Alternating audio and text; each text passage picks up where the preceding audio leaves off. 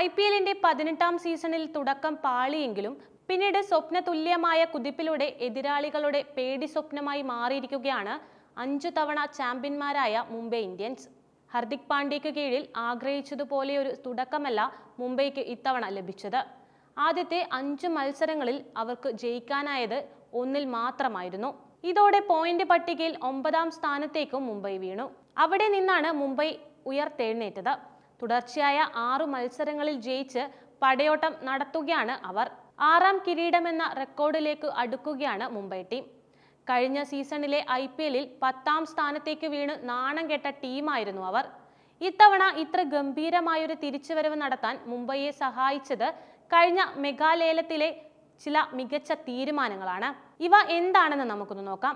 ദീർഘകാലമായി മുംബൈ ഇന്ത്യൻസിന്റെ ഭാഗമായിരുന്ന wicket keeper Ishan കിഷനെ കഴിഞ്ഞ സീസണിന് ശേഷം കൈവിട്ടത് ആരാധകരെ ഞെട്ടിച്ചിരുന്നു.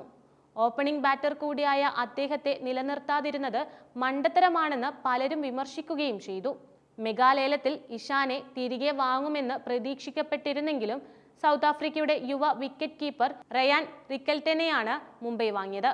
ഇഷാൻ 11.25 കോടിക്കാണ് ലേലത്തിൽ വിറ്റുപോയതെങ്കിൽ റിയാന് മുംബൈ മുടക്കിയത് 1 കോടി രൂപ മാത്രമാണ്.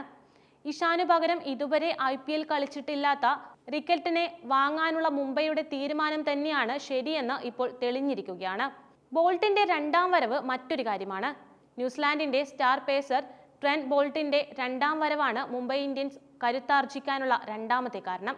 അടുത്തൊരു കാര്യം, കഴിഞ്ഞ കുറച്ച് സീസണുകളിലായി മുംബൈ ഇന്ത്യൻസിന്റെ സ്പിൻ ബൗളിങ്ങിന് ചുക്കാൻ പിടിച്ചത് മുൻ ഇന്ത്യൻ താരം പീയൂഷ് ചൗളയായിരുന്നു. പക്ഷേ ശരാശരി പ്രകടനം മാത്രമാണ് വെറ്ററൻ താരം കാഴ്ചവെച്ചത്.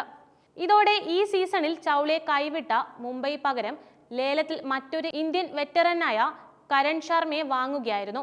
ഈ നീക്കം ക്ലിക്കാവുകയും ചെയ്തു.